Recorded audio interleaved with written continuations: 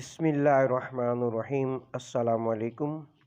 یہ کتاب آپ کے لیے کاشان بصیرت کی یوٹیوب چینل کی جانب سے ریکارڈ کی جا رہی ہے۔ اب ہم کتاب روح الحیات کا پارٹ نمبر 32 پڑھیں گے، مومن کو خوف زدہ کرنا۔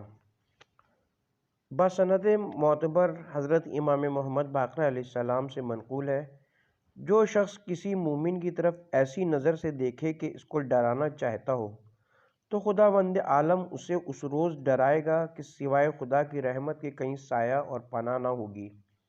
نیز اگر کوئی مسلمان کے پاس ملاقات کے لیے جائے اور یہ شخص گھر میں ہو مگر اسے نہ ملے اور نہ ہی باہر آئے، نہ اسے اندر آنے کی اجازت دے، وہ ہمیشہ خدا کی لعنت میں گرفتار رہے گا تا وقت کہ اس سے ملاقات کرے۔ بسند معتبر جناب امام جعفر صادق علیہ السلام سے منقول ہے، جو شخص کسی مومن کو اپنی سلطنت اور رعب سے خوفزدہ کرے، خیال یہ ہو کہ ڈراتا ہے، ایذا دینا نہیں چاہتا، روز قیامت اس کی جگہ جہنم ہوگی۔ اگر ڈرانے کے ساتھ ایذا بھی دینا چاہتا ہے تو وہ شخص جہنم میں فرعون اور آل فرعون کے ساتھ ہوگا۔ ایک اور حدیث میں وارد ہے، جو شخص کسی مومن کے ضرر میں آدھے لفظ سے بھی شامل ہوا اور ظالم کی امداد کرے تو جب میدان محشر میں قیامت کے روز آئے گا، اللہ تعالیٰ کی طرف سے اس کی دونوں آنکھوں کے درمیان لکھا ہوگا، یہ شخص میری رحمت سے نا امید ہے۔ بسند معتبر جناب امام محمد باقر علیہ السلام سے منقول ہے کہ جہنم کے درمیان ایک پہاڑ ہے جس کا نام سعادہ ہے، اور اس کے درمیان ایک وادی ہے جس کا نام سقر ہے۔ اس میں ایک کنواں ہے جسے حب کہتے ہیں۔ جب اس کنویں کا پردہ اٹھایا جائے گا تو جہنم والے اس کی گرمی سے فریاد کرتے ہیں۔ یہ کنواں جباروں اور ظالموں کا مقام ہے۔ آپ نے فرمایا، کسی مخلوق کو ایذا پہنچانے میں ہرگز جلدی نہ کرو، شاید وہ مومن ہو اور تمہیں خبر نہ ہو۔ نرمی اور آہستگی اختیار کرو، تیزی اور غصہ شیطان کا ہتھیار ہے۔ خدا بند عالم کو نرمی اور بردباری سے زیادہ کوئی اور شے عزیز نہیں۔ ایک اور حدیث میں جناب رسول خدا صلی اللہ علیہ وآلہ وسلم سے منقول ہے، جو مسلمان کسی مسلمان کے منہ پر تماچا مارے، قیامت کے روز اللہ تعالیٰ اس کی ہڈی جدا کرے گا اور اس پر آتش جہنم مسلط کرے گا اور طوق پہنا کر جہنم میں ڈالے گا۔ جو شخص کسی جابر بادشاہ یا ظالم حاکم کے سامنے تازیانہ لے کر کھڑا ہو، قیامت کے روز اللہ تعالیٰ اس تازیانے کو سانپ کی صورت بنا دے گا جس کا طول 70 گز ہوگا اور جہنم میں وہ سانپ اس پر مسلط ہوگا۔ جو شخص کسی ظالم سے شکوہ یا چغلی مومن پر کھائے اور برائی کرے، اگرچہ اس سے کچھ نقصان ہی نہ پہنچے، تاہم چغل خور کے تمام نیک اعمال ضائع ہو جائیں گے اور اسے جہنم کے طبقے میں جگہ ملے گی۔ امیر المومنین علیہ السلام نے جناب رسالت مآب سے پوچھا، یا رسول اللہ، اس حاکم کا کیا حال ہوگا جو اپنی رعیت پر ظلم کرے اور حکم خدا کے مطابق اس کے ساتھ سلوک نہ کرے؟ حضرت نے ارشاد فرمایا، شیطان قابیل اور فرعون میں وہ چوتھا ہوگا۔ امام جعفر صادق علیہ السلام سے منقول ہے، جو شخص کسی مومن کو ناحق قتل کر ڈالے، اس کی موت کے وقت اس سے کہا جائے گا، یہودی کی موت اختیار کر یا نصرانی یا مجوسی کی موت مر۔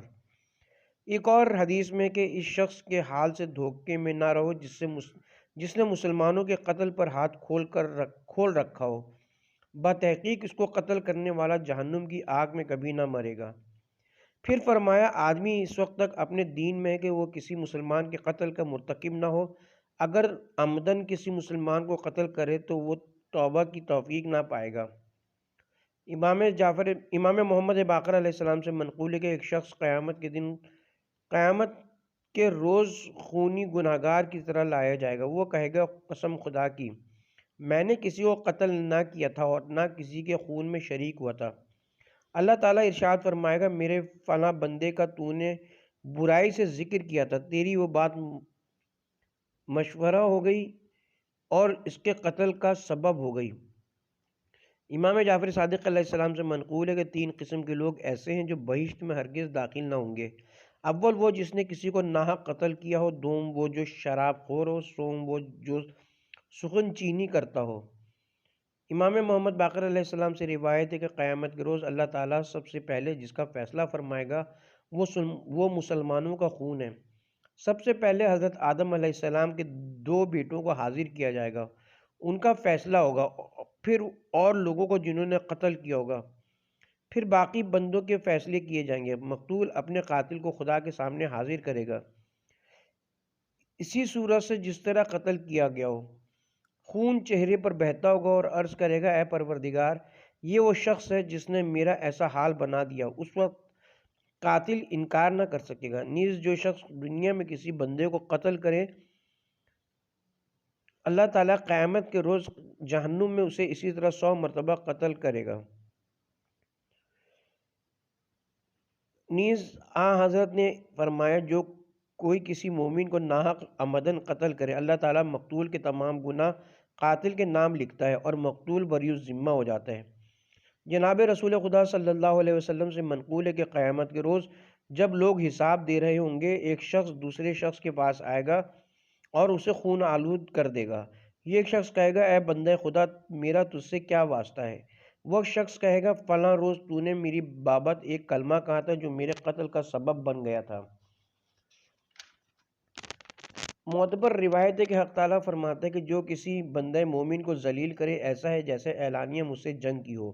خدا کے نزدیک گناہگار ترین وہ شخص ہے جس نے کسی مومن کو ذلیل یا ہلاک کیا ہو۔ جو کسی مومن کو بے گناہ قتل کر دے، خدا مقتول کے جملہ گناہ قاتل کے نام پر لکھ دیتا ہے۔ حقوق بادشاہاں، دیندار بادشاہوں کے رعایا پر بکثرت حقوق ہیں، کیونکہ وہ رعایا کے حقوق کا پاس و لحاظ رکھتے ہوئے ان سے دشمنوں کو دفع کرتے ہیں۔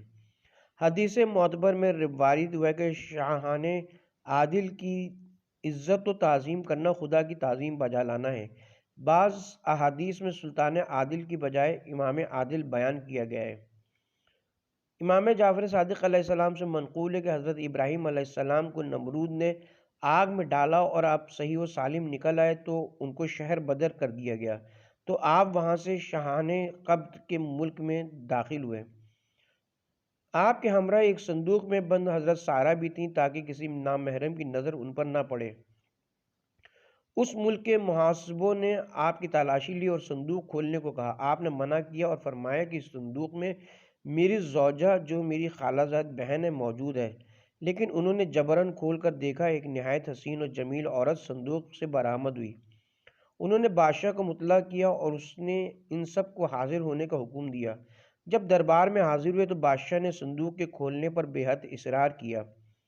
حضرت ابراہیم علیہ السلام نے فرمایا کہ جو محصول بھی تم لینا چاہو لے لو، لیکن میں صندوق کھول کر نہ دکھاؤں گا تاکہ میری زوجہ پر کسی نامحرم کی نظر نہ پڑے۔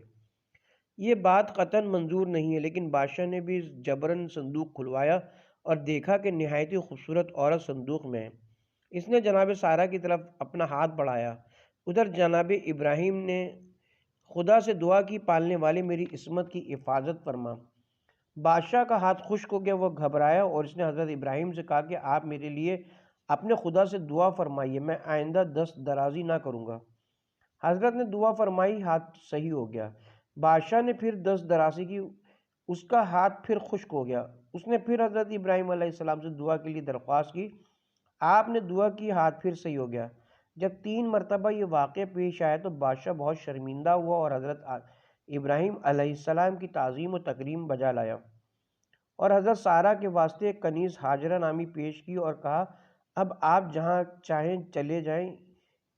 انہی ہاجرہ سے اسماعیل پیدا ہوئے۔ آپ وہاں سے روانہ ہوئے تو بادشاہ بھی کچھ دور آپ کی تعظیم کے لیے آپ کے عقب میں چلتا رہا۔ حضرت ابراہیم علیہ السلام کو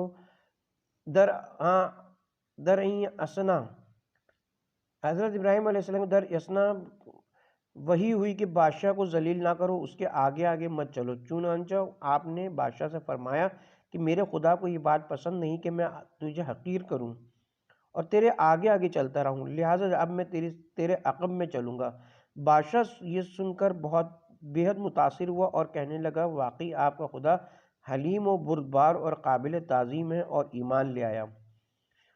جناب رسول مقبول صلی اللہ علیہ وآلہ وسلم نے ارشاد فرمایا کہ خداوند عالم ارشاد فرماتا ہے کہ بادشاہوں کو برا نہ کہو، کیونکہ میں ہی ان کو مقرر فرماتا ہوں۔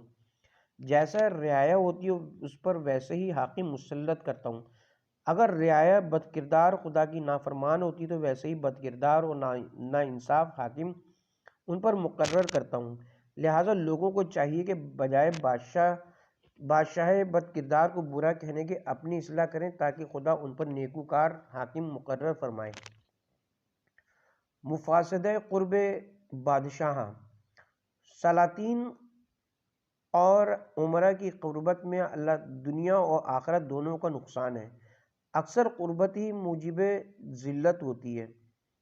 انسان سلاطین کی قربت کی وجہ سے دنیا میں جس قدر باعزت ہوتا ہے، عدم قربت کی بنا پر بعد میں وہ دنیا میں بھی اسی قدر ذلیل ہوتا ہے اور آخرت میں بھی۔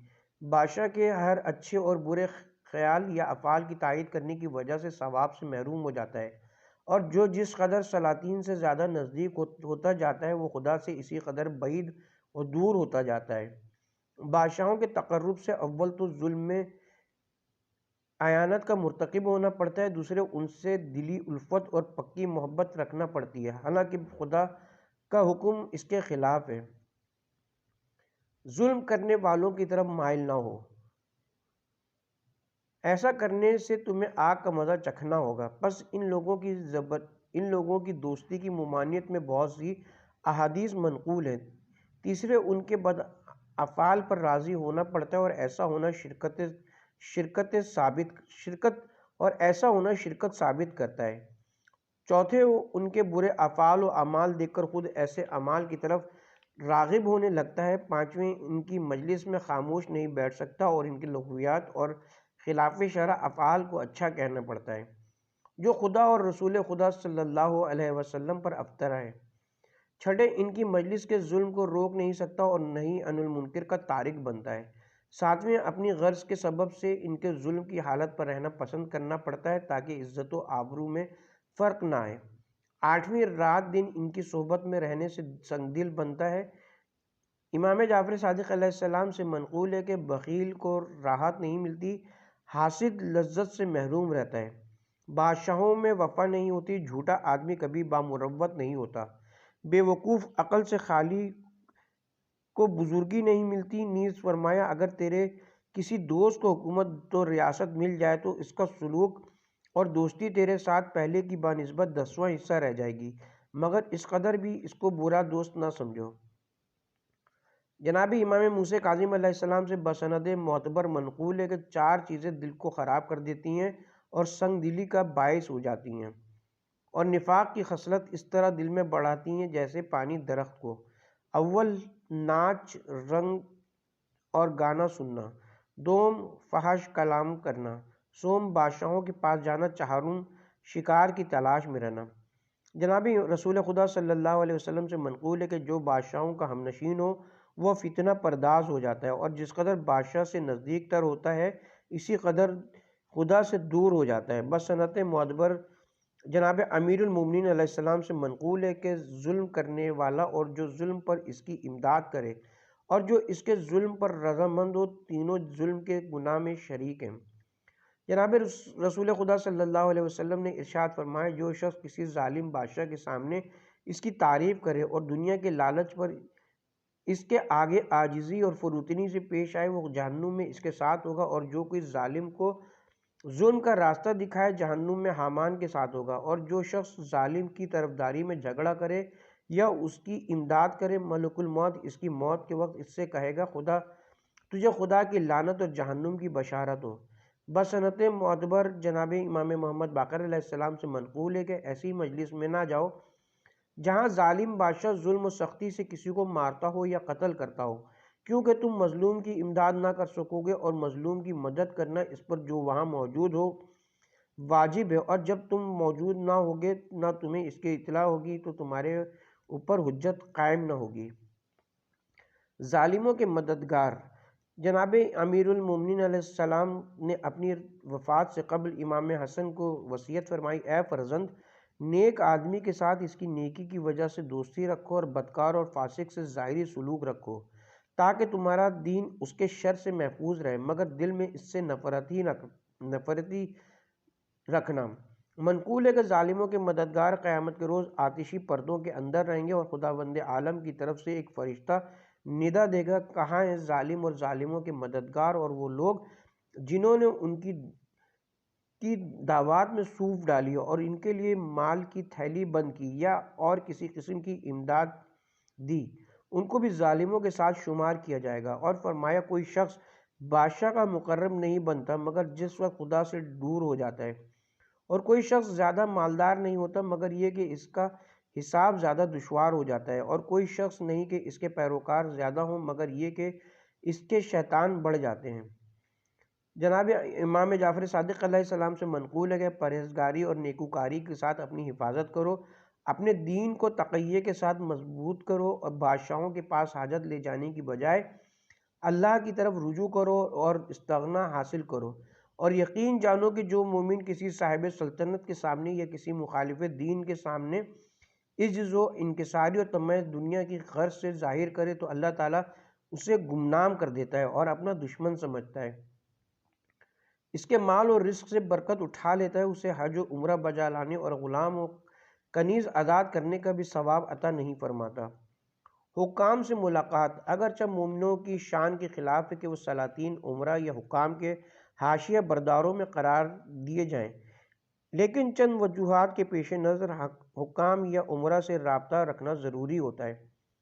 نمبر ایک، اگر یہ خطرہ ہو کہ تعلقات منقطع کر لینے پر جانی یا مالی نقصان و ضرر رسانی کا اندیشہ ہو تو بنیت تقیہ حکام سے تعلقات رکھنا جائز ہوگا، چنانچہ ائمہ معصومین علیہم السلام نے اسی اصول کے پیش نظر حکام سے بگاڑنے کی کوشش نہیں کی۔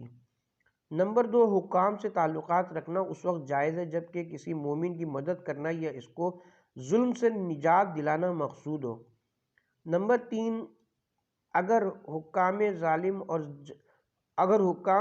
اور جابر ہوں اور نصیحت کرنے سے امید ہو کہ وہ راہ راست پر آ جائیں گے تو ان سے تعلقات رکھنا اور ملنا جائز ہے۔ بہت سی حدیثوں میں وارد ہے کہ ہر چیز کی زکوٰۃ ہوتی ہے اور عزت و عہدے کی زکوٰۃ یہ ہے کہ مومن بھائی کے کام میں اس کو صرف کرے۔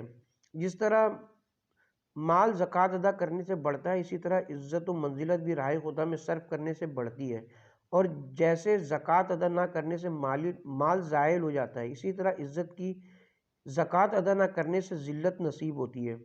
ایک اور حدیث میں کہ حضرت صلی اللہ علیہ وآلہ وسلم نے ارشاد فرمایا، اگر میں پہاڑ پر سے گر جاؤں اور ریزہ ریزہ ہو جاؤں تو اپنے لیے بہتر سمجھتا ہوں بنسبت اس کے کہ کسی ظالم حاکم کے طریقے پر حاکم کی طرف سے عامل و متولی مقرر کیا جاؤں یا اس کے پاس جانے کے لیے اس کے فرش پر قدم رکھوں۔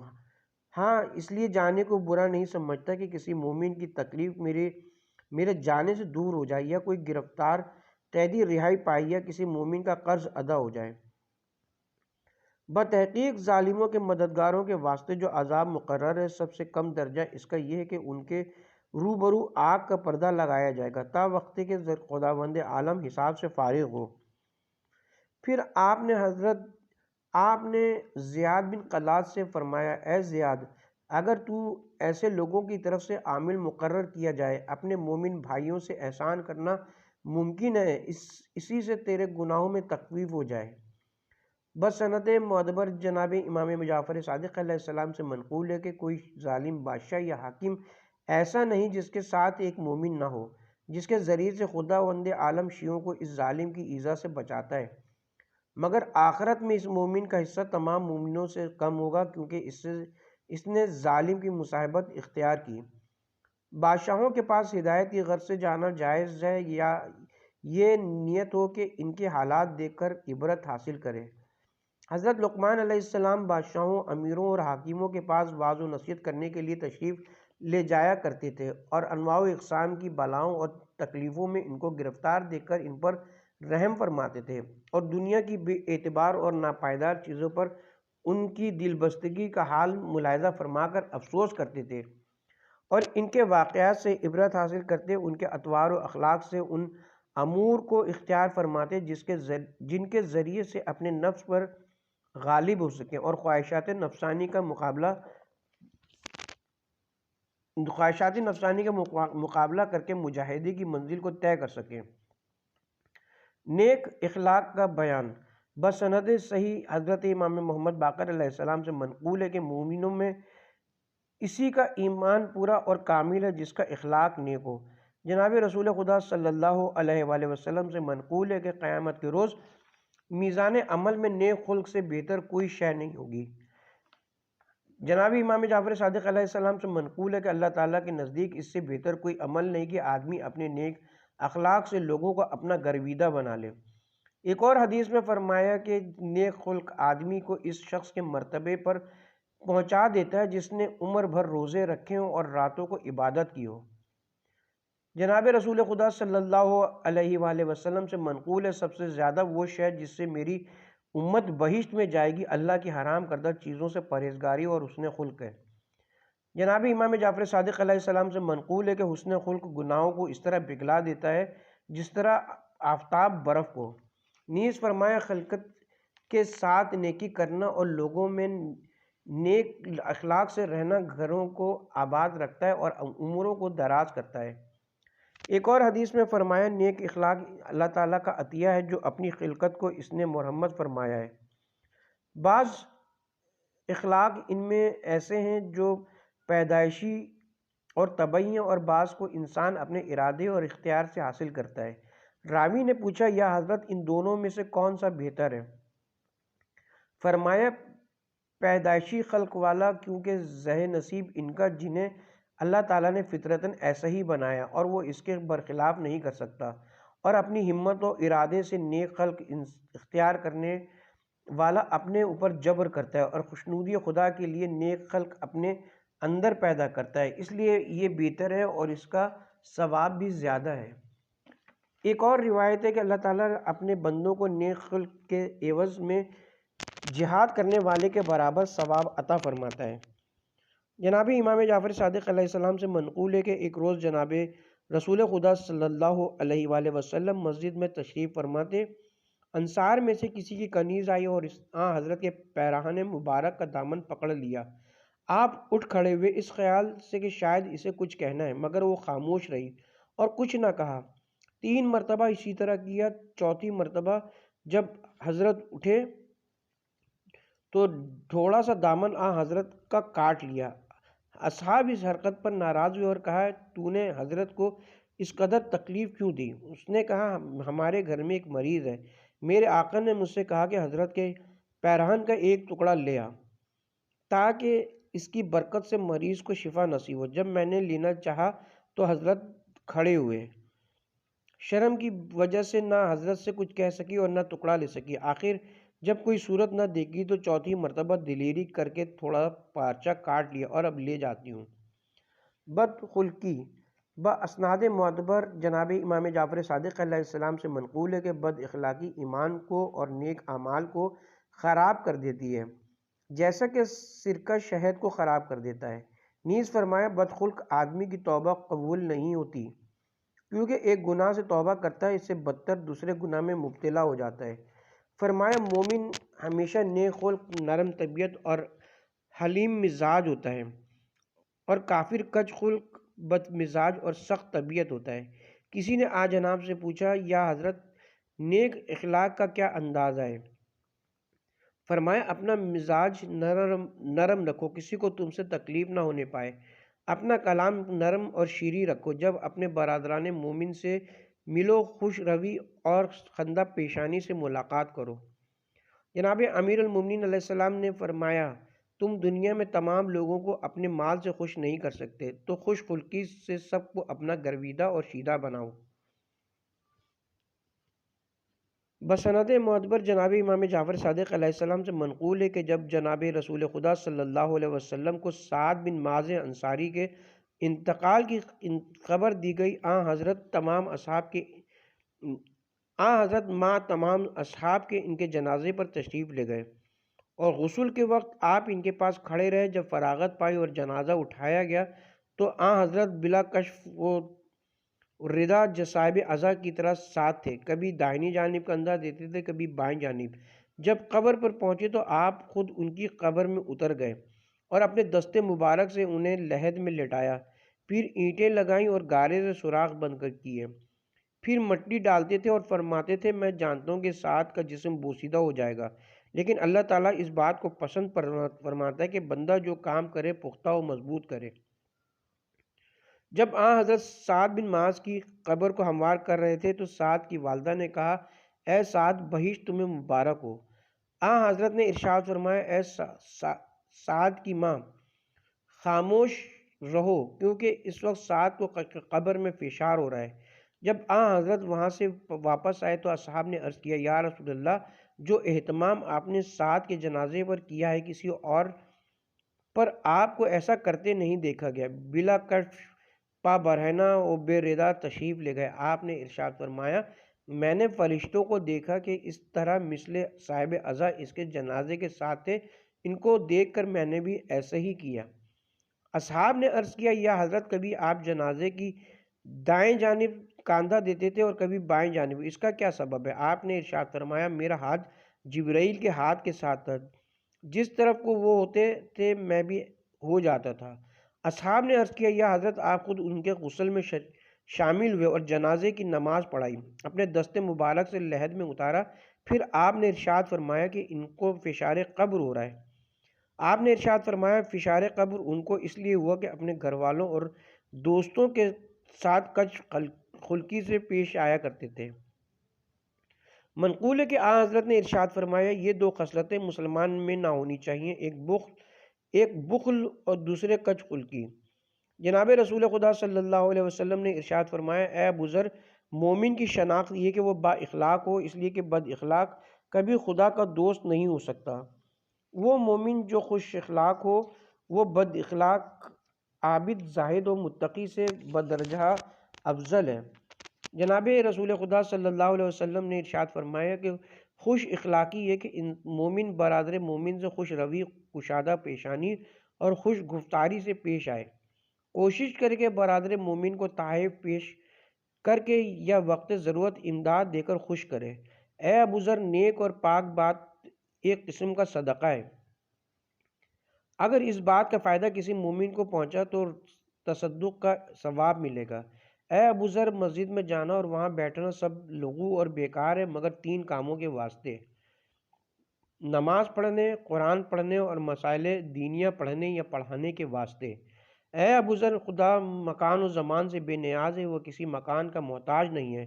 غلط گو اور مشرک ہیں وہ لوگ جو کہتے ہیں کہ ہر چیز وہی ہے، لیکن ہر شے اس کی صفات کمالیہ کا ایک مظہر اور آئینہ ہے، جس کو دیکھ کر اس کی عظمت کا اندازہ لگایا جا سکتا ہے۔ اس کا کوئی عرش نہیں اور ہر جگہ اس کا عرش ہے۔ وہ اپنے دوست کو جہاں لے جا کر معزز کر دے وہی اس کا عرش ہے۔ وہ جس مومن کے قلب کو اپنے جلوہ بے پایہ سے منور کر دے وہی اس کا عرش ہے۔ دنیا کی جس چیز کو اس سے نسبت دے دو وہی عرش عظیم ہے۔ مٹی اور گارے سے بنا ہوا خانہ کعبہ جس میں نہ سونے چاندی کی زینت و لال و یاقوت کی آرائش ہے، اس کی نسبت کی وجہ سے سیاہ پتھر بھی اس کا شاہان عالم کے لیے قابل صد تعظیم ہے۔ خانہ کعبہ سے مشابہت رکھنے والی مسجدیں محض شباہت کعبہ اور اس کی طرف منسوب ہونے کی وجہ سے وہ عظمت رکھتی ہیں کہ اس کے کہنہ بوریا کا ایک تار ملک قیصر و خاقان کے خراج سے بیش قیمت ہے۔ من جملہ فوائد مسجد سے ایک بڑا فائدہ اجتماع مومنین ہے جو باہم ملاقات کے ذریعے سے ایک دوسرے کے حالات سے باخبر ہوتے ہیں اور ان کی ضروریات میں کام آتے ہیں۔ الغرض نماز جماعت کے فوائد لاتعداد اور بے شمار ہیں۔ ثواب نماز جماعت، حدیث میں وارد ہوا ہے کہ نماز جماعت کی صف میں جگہ خالی نہ چھوڑو کیونکہ وہاں شیطان اپنی جگہ بنا لیتا ہے۔ ایک اور روایت میں کہ جماعت کی صف سے الگ نہ کھڑے ہو کیونکہ ریوڑ سے الگ ہونے والی بھیڑ کو بھیڑیا نہیں چھوڑتا۔ بسند معتبر جناب رسول خدا صلی اللہ علیہ وسلم سے منقول ہے کہ زمین پر میری امت کی صفیں ایسی ہیں جیسی آسمان پہ فرشتوں کی صفیں۔ پھر ارشاد فرمایا نماز جماعت کی ایک رکعت ان پر 24 رکعتوں کے برابر ہے جن کی ایک ایک رکعت اللہ تعالیٰ کے نزدیک 40 سال کی عبادت سے افضل ہے، اور جس روز حق تعالیٰ تمام اولین و آخرین کو حساب کے لیے جمع کرے گا اس روز خداوند عالم ایسے شخص کو جس نے نماز جماعت کے لیے قدم اٹھایا حول قیامت سے محفوظ رکھے گا اور بہشت میں جگہ دے گا۔ ایک اور حدیث میں آپ نے ارشاد فرمایا جو کوئی نماز فجر جماعت سے ادا کرے اور طلوع آفتاب تک تعقیبات اور ذکر الہی میں مشغول رہے، حق تعالیٰ جنت الفردوس میں اسے 70 درجے عطا فرمائے گا، اور ہر ایک درجہ دوسرے درجے سے فربا و تیز رفتار گھوڑے کی 70 سال کی مسافت کے برابر ہوگا۔ اور جو شخص نماز ظہر باجماعت پڑھے، اللہ تعالیٰ جنت عدن میں اسے 50 درجے عطا فرمائے گا، جس کا ایک درجہ دوسرے درجے سے فربا و تیز رو گھوڑے کی رفتار سے 50 سال کی راہ مسافت کے برابر ہوگا۔ اور جو نماز عصر باجماعت پڑھے، ایسا ہے گویا اس نے اولاد حضرت اسماعیل سے 8 غلام آزاد کیے۔ اور جو شخص نماز مغرب باجماعت پڑھے، اس کے نام ایک حج مبرور اور ایک عمرہ مقبول کا ثواب لکھا جائے گا۔ اور جو کوئی نماز عشاء باجماعت پڑھے تو شب قدر کی عبادت کا ثواب اس کے نامہ اعمال میں لکھا جائے گا۔